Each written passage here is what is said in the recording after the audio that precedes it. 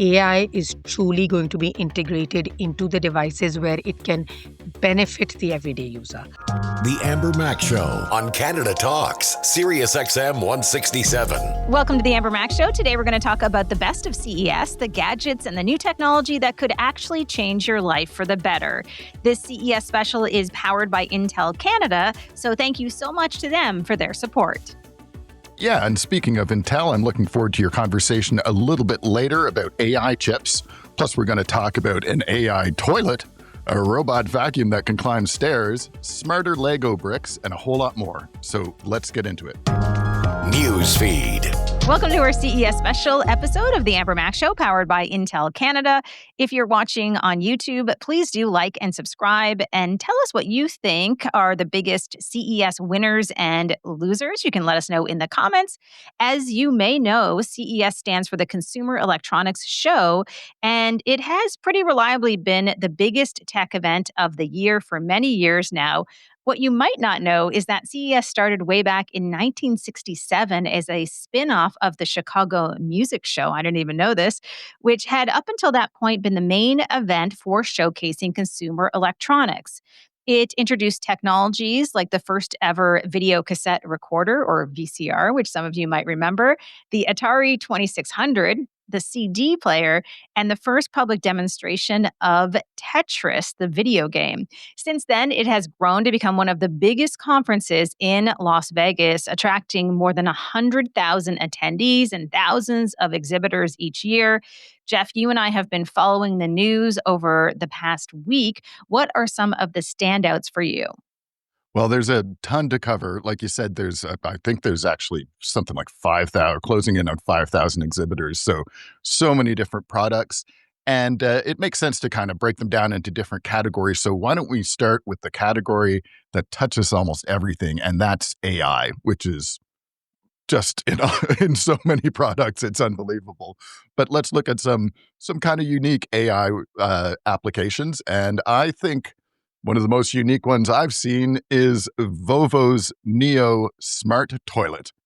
So this thing does a bunch of things like urine analysis, and analyzes how frequently you go to the washroom. It automatically opens the lid and flushes the toilet, which makes things a little bit cleaner and stuff like that. There's even a night light and customizable music. So, I've always heard about these Japanese toilets that have heated seats and all this stuff.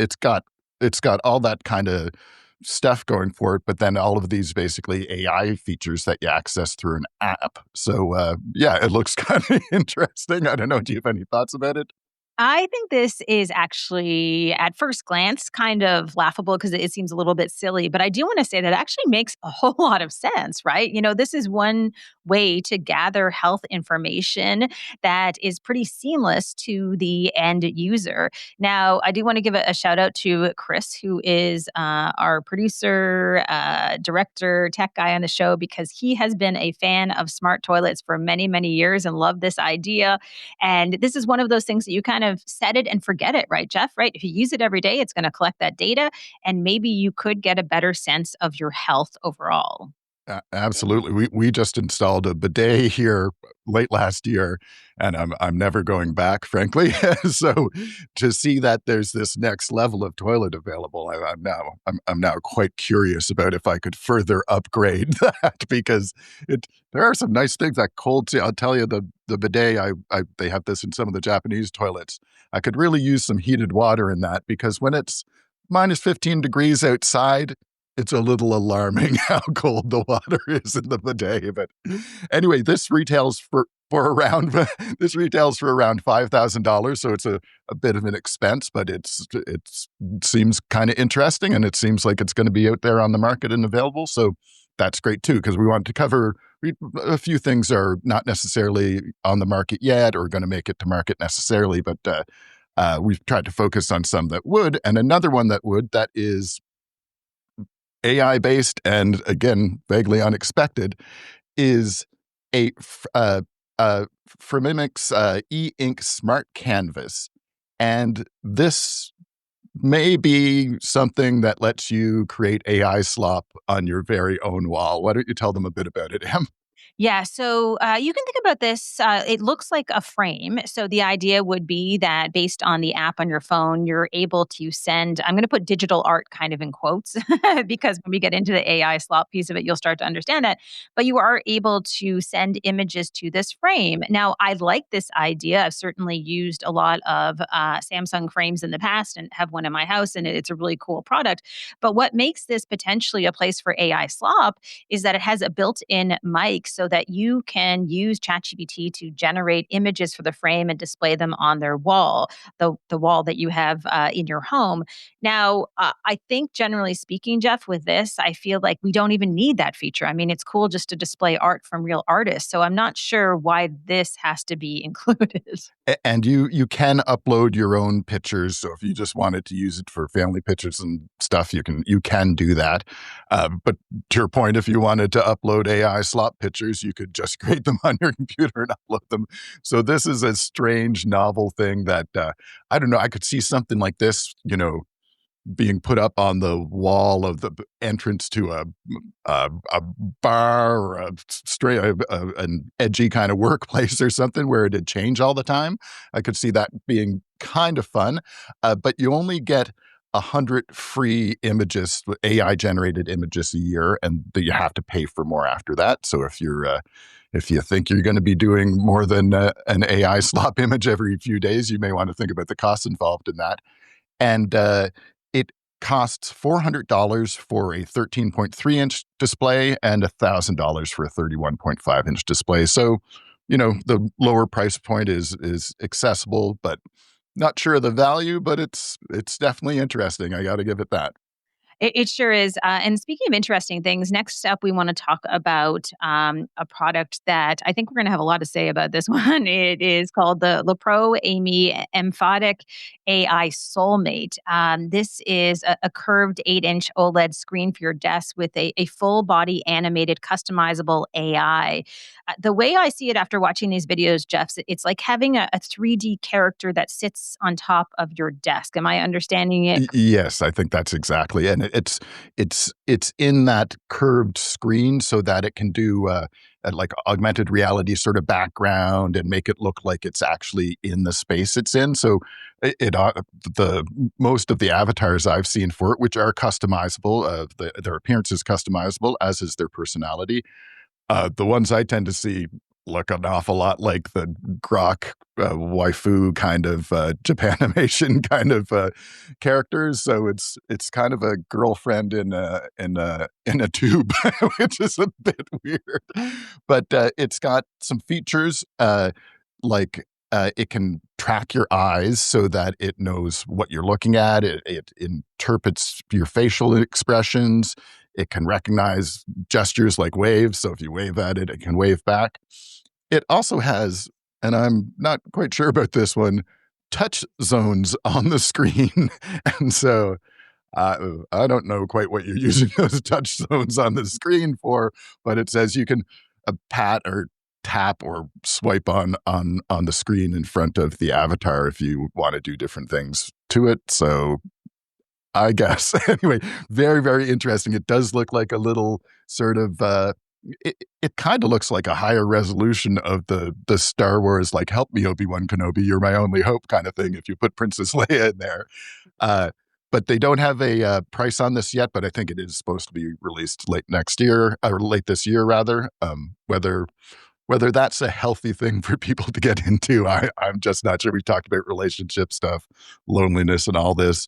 There are more products than this, and we'll be talking about another one in a minute, that seemed kind of aimed at trying to deal with sort of lack of human connection by inserting these AI companions into it. I'm not sure, as we've said many times, that's a good idea, but it is certainly a very unique presentation with it, with the Pro Amy Empathic AI Soulmate.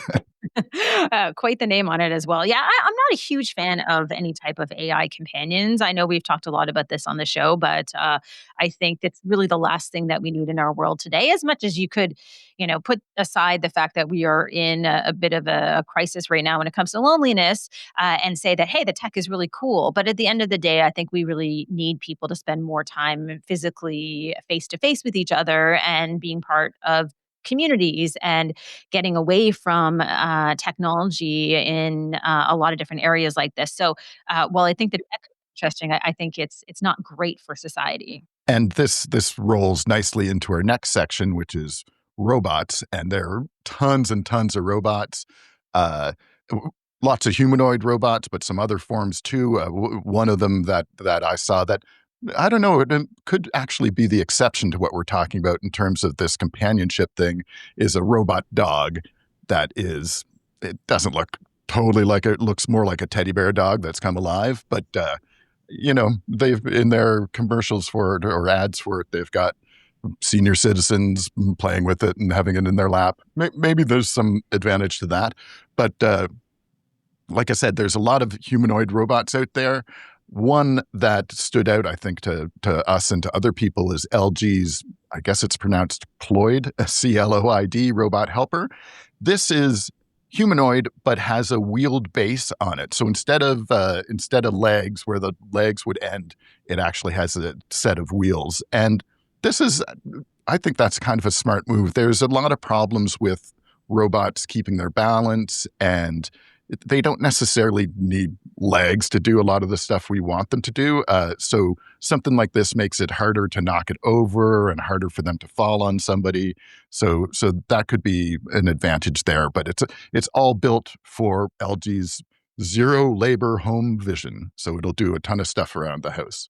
I kind of like some of these home robots. I'm not sure I love the humanoid robots, but I will say that I do love robots to help people age in place, right? And I think we have a crisis in our society right now where a lot of older seniors do want to stay in their own homes, and it becomes increasingly difficult to take care of those homes. So, kind of a big fan of robots, Jeff, that are there to help you actually do housework and things around the home that give you more time perhaps to spend with people face to face versus being a replacement for that face to face time. And I think that's a line that sometimes tech companies tend to not totally understand.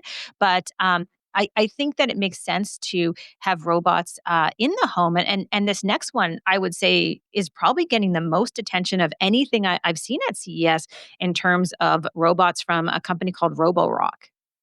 Yeah, Roborock built the Saros rover two-legged robot vacuum. And so everybody knows what a robot vacuum looks like. It normally has, our mine at least has two wheels on the bottom, so that's pretty standard. This has those two wheels, but they're attached to foldable legs. And these legs can lift the whole vacuum cleaner up almost a foot off the floor. So that is, that certainly changes the game for getting over things. But the very cool thing is it can walk up using these legs, walk up a set of stairs to get to the next level, which is a big downfall for robot vacuums is they're not getting up a set of stairs. But it can also vacuum the stairs as it's going up or down them too. So it's a huge, I love my robot vacuum. I think it works amazingly well. This would be a game changer because it's no use anywhere near the stairs, that's for sure. Yeah, it's funny because I was doing a radio interview this morning, and the host was asking me if people actually had robot vacuums. I also have one, which I love, Our and mom has one. mean, and totally agree that right now the issue is if you live in a home that is split level, and you're not in a bungalow. I mean, it is kind of challenging because you do have to pick up the robot and move it. And so I think this is another really cool product that I'm excited to see. I love the idea, especially as someone who has two dogs, that a robot vacuum could actually vacuum my entire house. It'll even do small jumps and like tilt its body to get over obstacles. So I think there are places where, a normal vacuum would just be like, I can't go there, that this thing's going to be like, just give me a second, I'll get over this. And Sure. so, yeah, that seems very, very compelling to me. Yeah, super cool. And I do want to just say one thing because as we were talking, I was thinking since this robot has two legs and the LG robot doesn't have any legs, maybe you could merge them together. It's a match made in heaven. There could be a romance for the ages there. And speaking of romantic robot uses, well, we talked about loneliness. Yeah, uh, it's interesting. so Love Sense, which is a maker of sex toys, I think, has an interactive AI doll that they've just released. That's a bit over 5 feet tall, humanoid doll, supposed to look like a person, AI enabled. And the what probably tells you all you need to know about it is the quote that they have at the top of their webpage about it that says, "Maybe you've already experienced what it's like to bond with an AI companion. Now you can experience what it's like when that relationship becomes physical." Well, listen, I mean, I think we read these stories and we think to ourselves, oh my gosh, like, do we really need some of these things? But it is worth noting, if we think about the history of CES, I've been there a few times, that we have seen these sort of companions and robot dolls that have been on the scene for many, many years. That's certainly not brand new. I think that No. the difference right now is the AI piece of it, where they can have full conversations and there's an intimacy that gets formed that is not even physical, but totally emotional.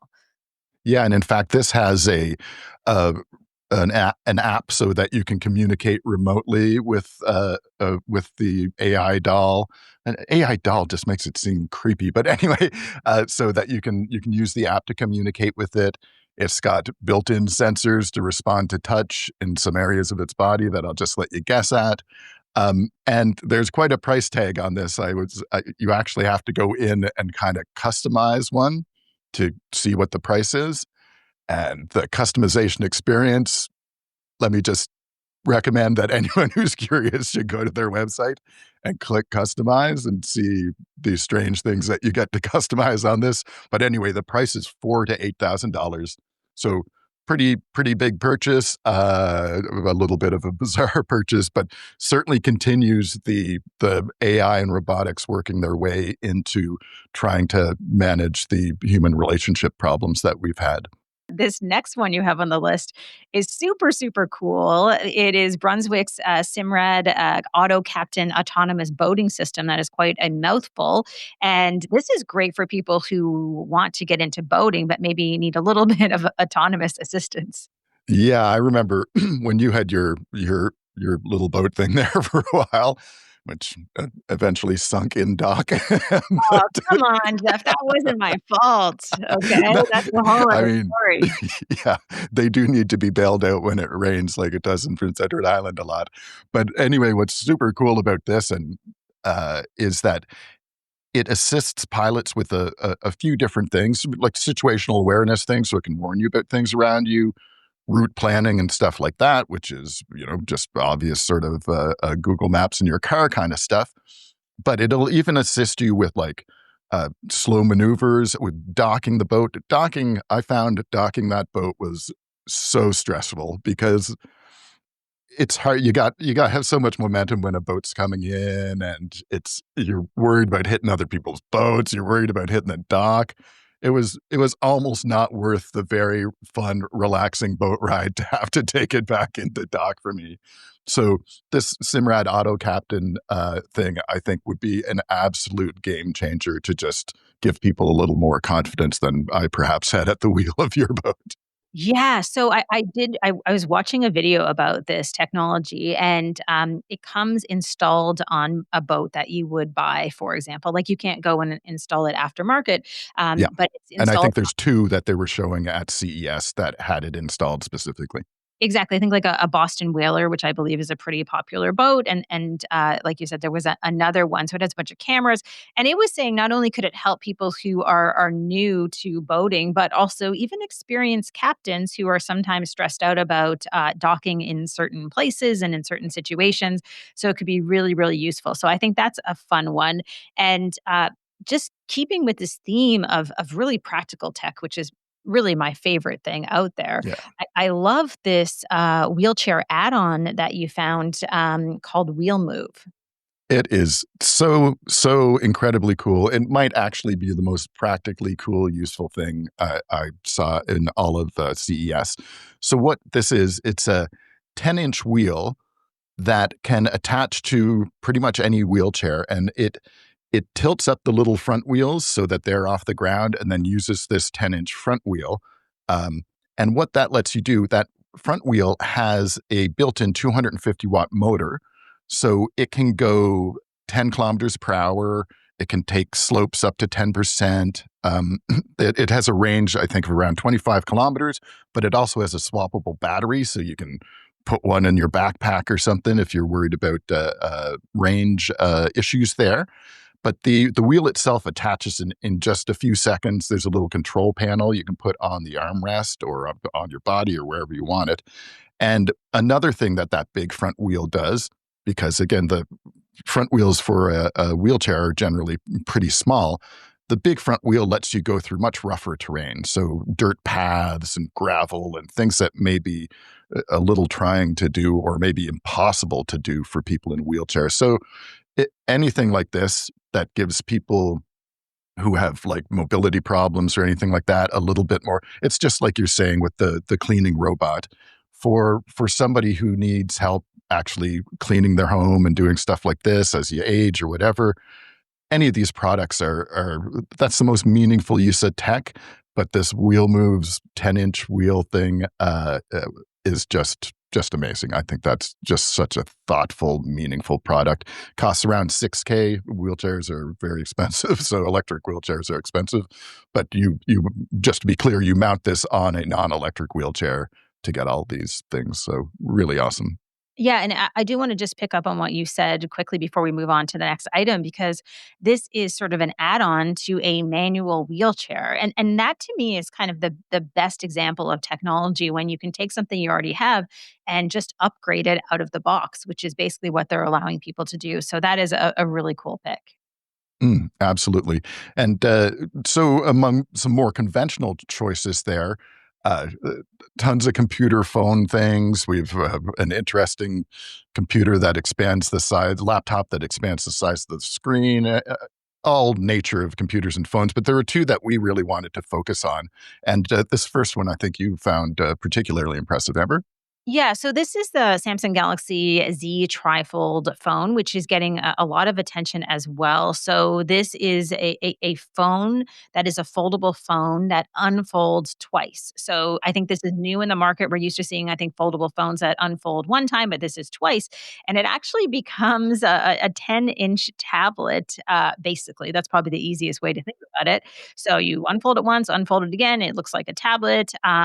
It I think is interesting because all of a sudden you have almost like a two-in-one device, which I think people love. I've seen it in terms of some of the videos and some of the reporting, and people seem relatively impressed with this. And some of these products are still sort of early first generation, but this to me feels promising, and I could see lots of use case scenarios for it. Yeah, and I think this is another example of one that will be commercially released pretty soon. I think it had a price tag of around $2,500. I believe it's in South Korea is probably where it's going to be released first, so it might not make it to the rest of the world immediately. But that's expensive. But how you can find an iPhone that costs that much? So people understand you can use this thing as a 6.5-inch single screen without unfolding it. Then you can unfold it once, and you can use that size screen if you want. And then if you want, you can unfold it a third time to create that tablet sort of 4:3 proportioned screen.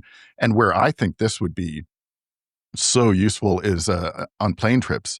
So I'm always taking a tablet on the plane so I can watch stuff because I'm too old to be watching movies and television on my phone. I just can't accept that. So I see people doing it. I won't be doing it. But this 10-inch screen, make that totally doable. Now, there are a couple compromises in the phone. The big one is that it is fairly thick. It's almost 13 millimeters thick when it's fully folded, so when you just see the one screen.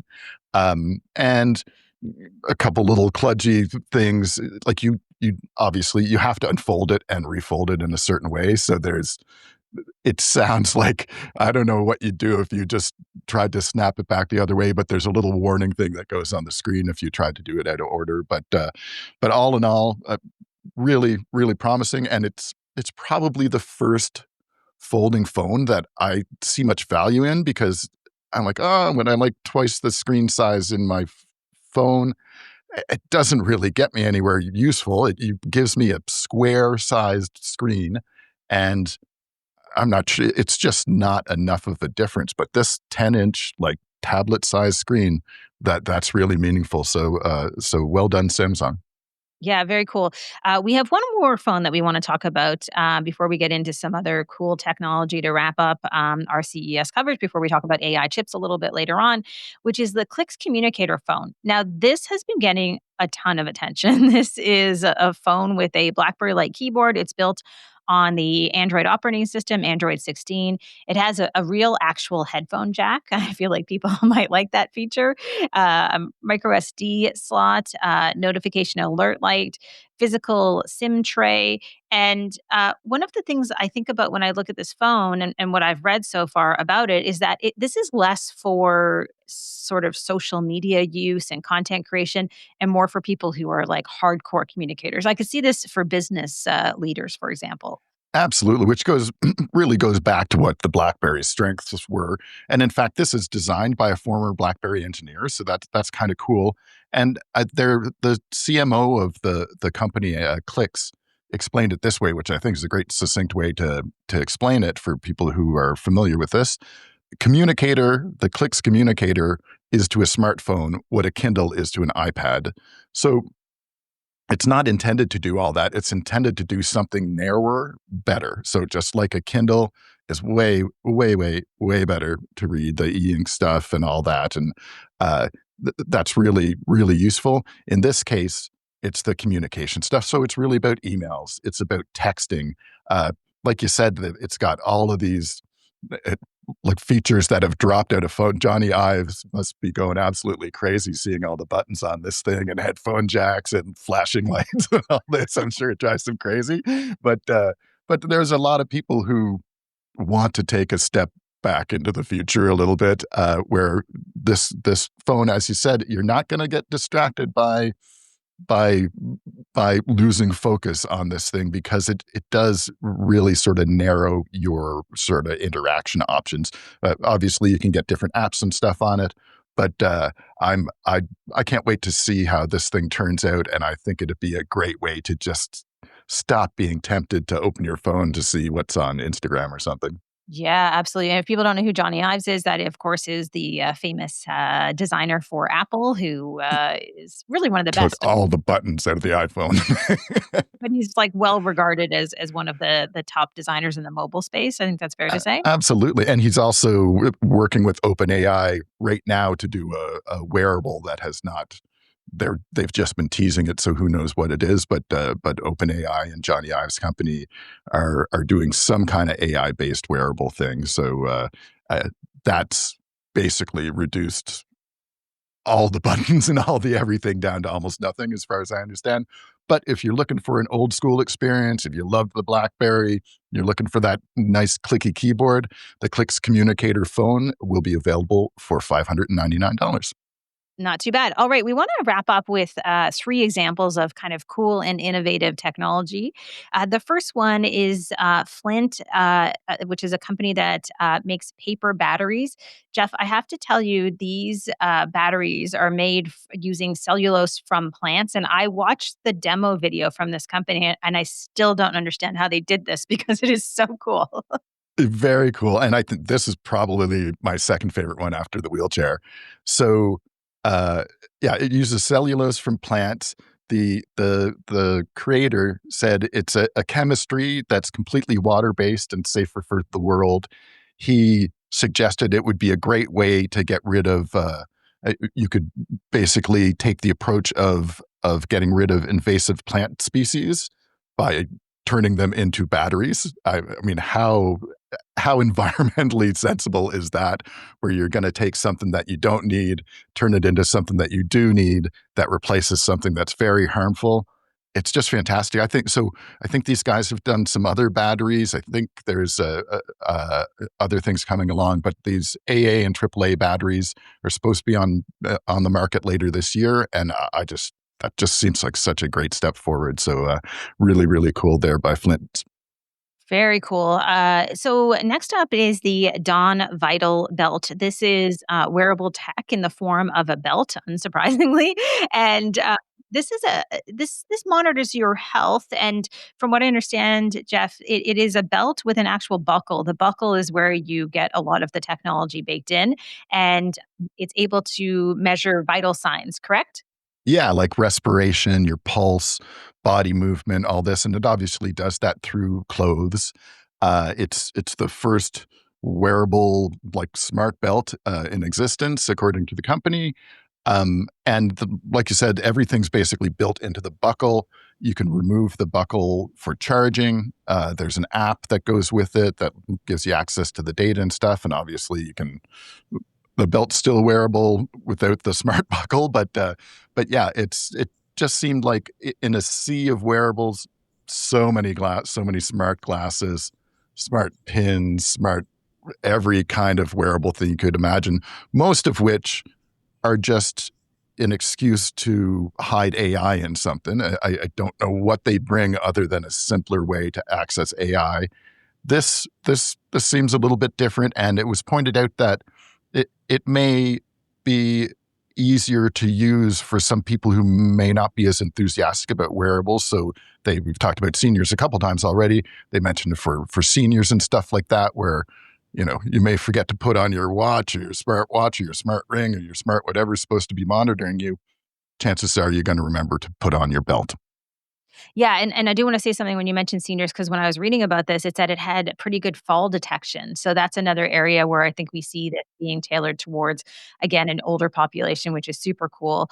We're kind of going to go for our last item from an older population to the youngest users. These Lego smart bricks have been getting so much attention. These look super, super fun. What did you think of them?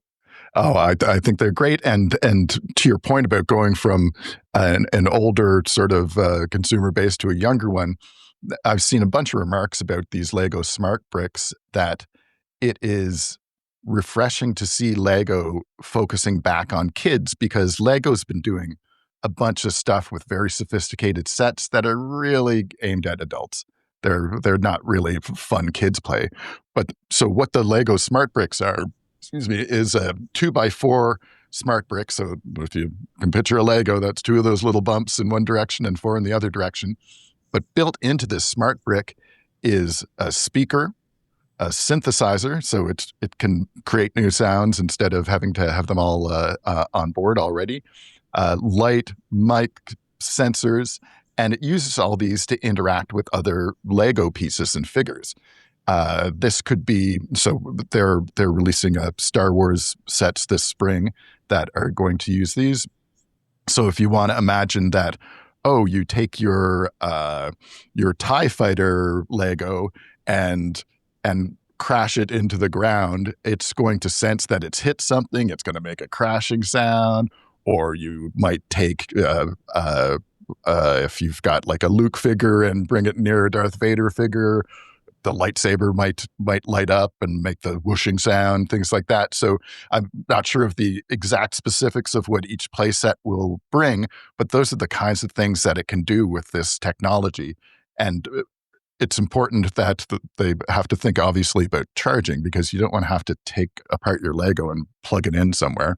So it has there's a wireless charging pad that you can just kind of set the whole playset or whatever on that will help it charge. And it apparently, they've done some work to make sure that if the battery's not charged for ages, because a lot of playsets would just sit on a shelf or something for a while, that they've done work to make sure that the battery stays healthy over that time. So like I say, this is part of Lego's Smart Play approach, and the Star Wars sets that are going to introduce these Lego Smart Bricks are going to be released this spring, and they range from about $70 to $160 for the first sets to come out.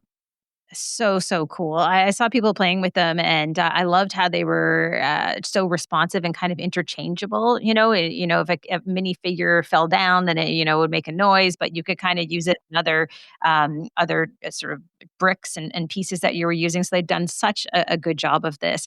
Lots of very cool stuff. And coming up next, we're going to talk about a topic that has been taking over the headlines at CES. We're going to unpack how AI chips actually work and what's in store for 2026 that will change the way that all of us do business. The Amber Mac Show on Canada Talks, Sirius XM 167. One of the most popular topics to make headlines at CES this year is the future of AI chips.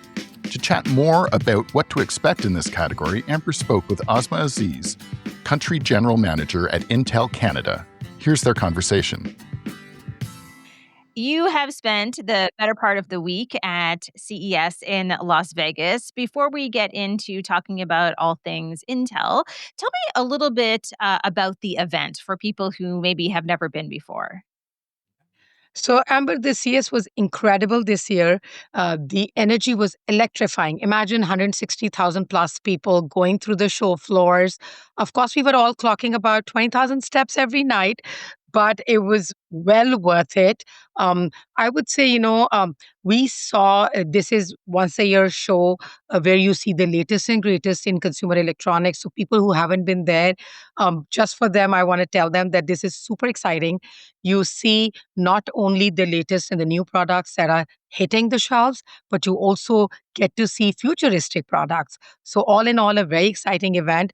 From an Intel or the PC markets perspective, Amber, as you are aware, we unveiled our Core Ultra Series 3 processors, codenamed Panther Lake. You must have seen the Panther flying around in a lot of places. Um, Something about these processors, Amber, we are very excited. They are Intel's first consumer chips built on our long awaited 18A manufacturing process. So these PCs really are designed for AI. They are AI on device kind of PCs, and I think we'll talk a bit more about it later. But something that I felt on the show floors was really that AI is moved from being just a buzzword, a checkbox on devices, to something which is really integrated, and the user will get a true benefit out of it. Also, besides that, personally for me, of course, visiting our partner showcases, Acer, Asus, MSI, HP, that was really exciting to see a lot of cool new products on our Panther Lake or Core Ultra 3 series processors. So that was there. Besides that, Lenovo Tech World, that was really exciting. They took over Sphere. We were the diamond sponsors with them. They unveiled a lot of cool consumer and commercial devices. So, all in all, a very, very exciting CES, and a lot more to share with the people.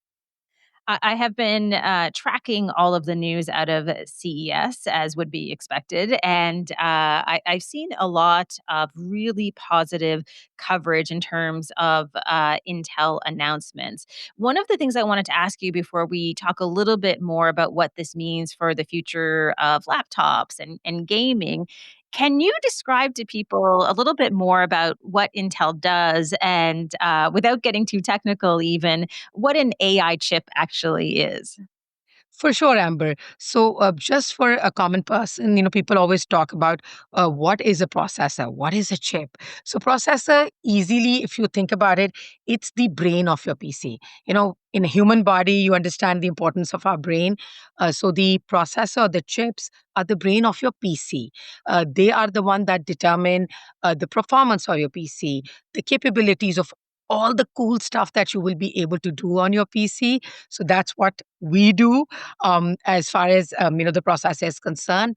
And then these new processors, I mentioned they are truly an AI chips, AI enabled chipsets. So for an average person, this means back in the day, Amber, we've always had to have trade-offs, right? If the processor, if the PC is too thin and light, then maybe the battery life is compromised. If the battery life is too high, then the form factor is too big. But we are calling these new Intel Core Ultra Series 3 processors. there's no or. It's an and. So you get 50% better performance over previous generations. The battery life is, Amber, you'll be very excited to know, up to 27 hours. So, somebody was giving me a really cool example that if you took a flight from Tokyo to LA and from LA to Australia, of course, you're not going to do that. Uh, your PC would still be working. That's about 27 hours there, right there. So that's super exciting. And then also, I think from a common user's perspective, by having AI on device, your PC is truly becoming your personal assistant. When you and I are talking today, if this PC would have been Panther Lake, it would automatically do noise cancellation. It would take care of any suspicious content trying to enter my PC. It would manage different workflows. So really, the PC will become a personal assistant for the user, which I believe is very exciting. I think it's really exciting, and also I do want to add that there's a real focus right now in terms of increasing productivity, and I think this is where AI can play such a unique role in terms of helping people be more productive.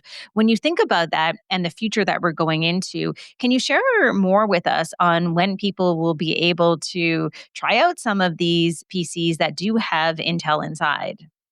Yeah. And Amber, before I talk about the availability, you made a very pertinent point about PCs, the performance becoming better, and that is helping people do more. We are all in this age of where we have less time and more tasks to do. So these PCs will truly help with that performance gains for whether you're a home user or you're, working in an office environment. As far as the availability is concerned, we are expecting the first. So the pre-shipment started as of Monday this week, and we are expecting to see the product on shelf by the end of January.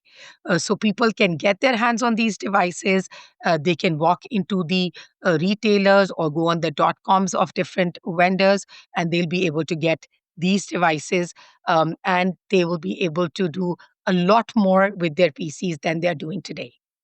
I think that's a really important point because sometimes people think that CES is a place where you just see technology of the future and you imagine that, oh, maybe by the end of the year or within a few years, you'll be able to try out some of this technology. But you're talking really just a couple of weeks. If I can get super practical with you before we move on to my next question, if people are shopping and they're thinking to themselves, oh my gosh, I need one of these PCs that does have these processors inside. What do you actually practically do when you go out to a store and you are shopping or you're shopping online? What do you ask for? Yeah, this is a great question, Amber, because PC buying, we've been working towards simplifying the whole process. However, still it can be overwhelming for an everyday person. So with these processors, or the new processor that we've launched, we already have about 200 designs. So you can imagine, Amber, the choice is huge. And why there is choice and why that's important, Amber, that helps people because what you want your PC from what I want versus what somebody else wants could be very different. So having 200 different designs out there is helpful.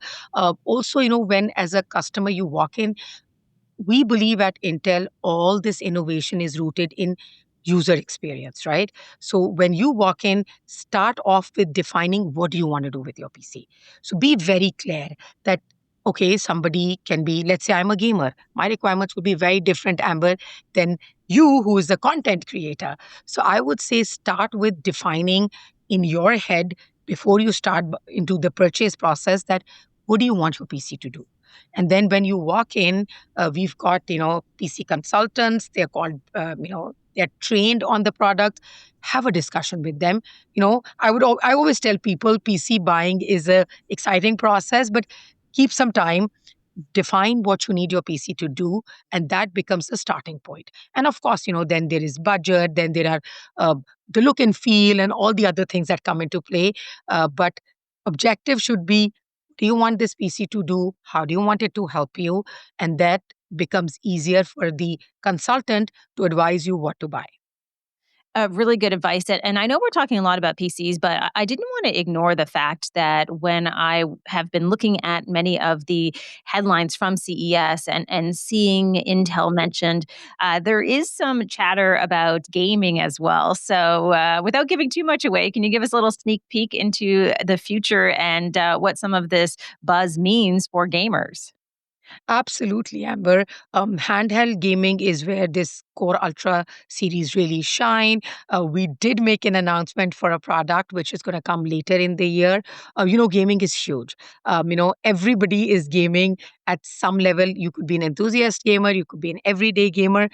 So these new Core Ultra Series 3, it's going to give gamers also that boost that they are looking for.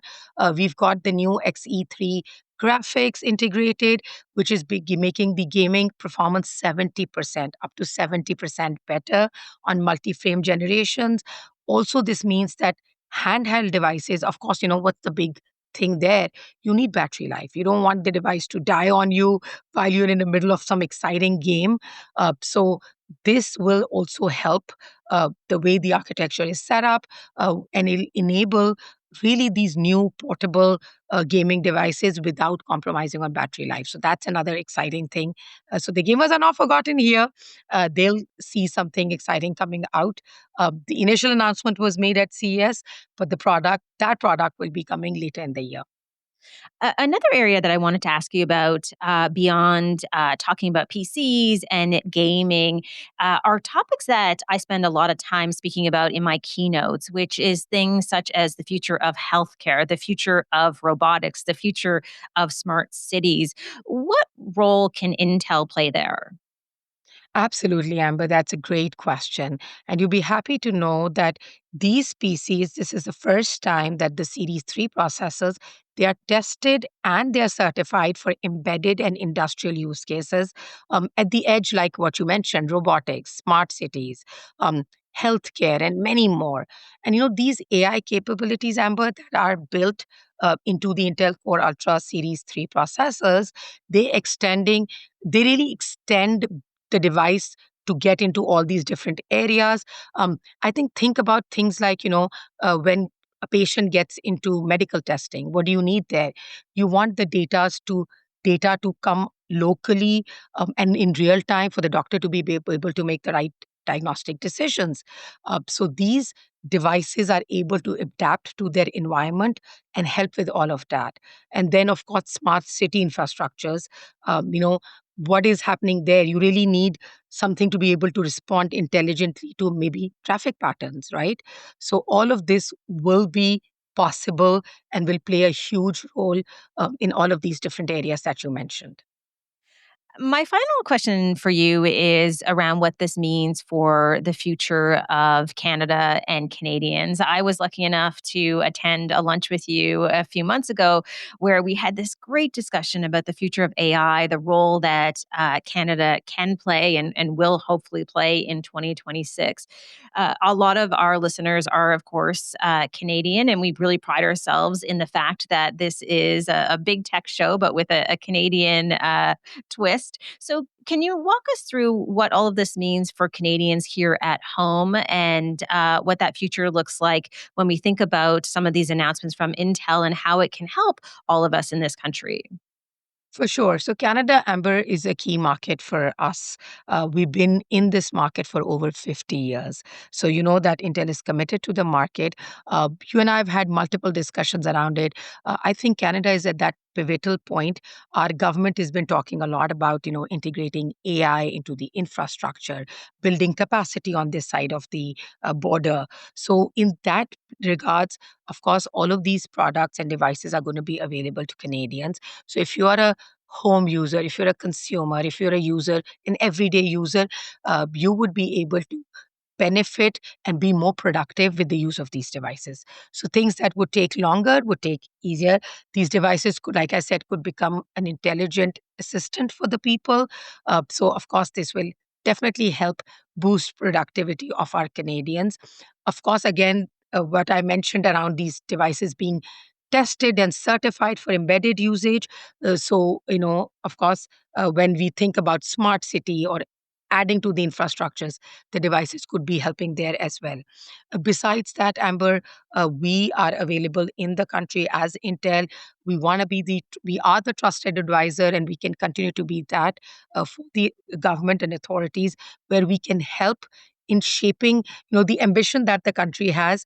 How do we take that ambition from a concept to something which is a reality, which is something which is going to be benefiting the nation at wide. So this is where I believe we could play a strong role and be partner with the government, with the concerned bodies. I said that was my last question, but I just wanted to ask you one quick follow up. And I think this links back to the beginning of our conversation, talking about CES and what CES looked like in 2026.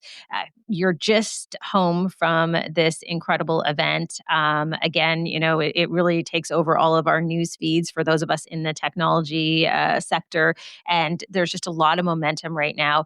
For you personally, coming out of this event, what are you most excited about when you think about the future of technology and AI and PCs and everything else that you saw? Yeah, so I think I'm like I said, I said it in the beginning.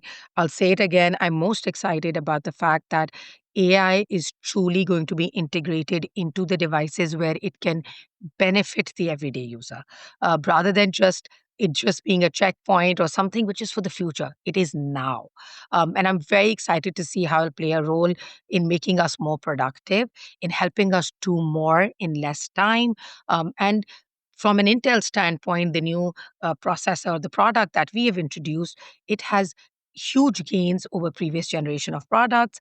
So by getting these products, people have a choice. People can get a device. People can have AI onto their device, so that privacy and all the discussion that people have, that can be taken care of. You can do things in a safe way in your own environment. So I think these are some of the things I'm really excited about. I'm really excited about the experience we'll be able to provide to the user. Because, like I said, all this innovation is for the user, it is rooted in what they want. So I really think people are, when they interact with these devices, I'm very, really excited. This will truly give them what they thought that, hey, I can imagine if this could be done. Uh, it'll actually be done now. You're listening to The Amber Mac Show on Canada Talks, Sirius XM 167. Thank you so much for listening to our CES 2026 special, and thanks to Intel Canada for their support. Coming up next week, we chat with an expert about the science behind drinking, which is a pretty great topic considering that so many people are doing dry January. And remember, you can find all of our segments online over on YouTube at Amber Mac. Let us know on social media if you have any questions or comments. Thanks for listening, and we'll see you soon. You're listening to The Amber Mac Show on Canada Talks, Sirius XM 167.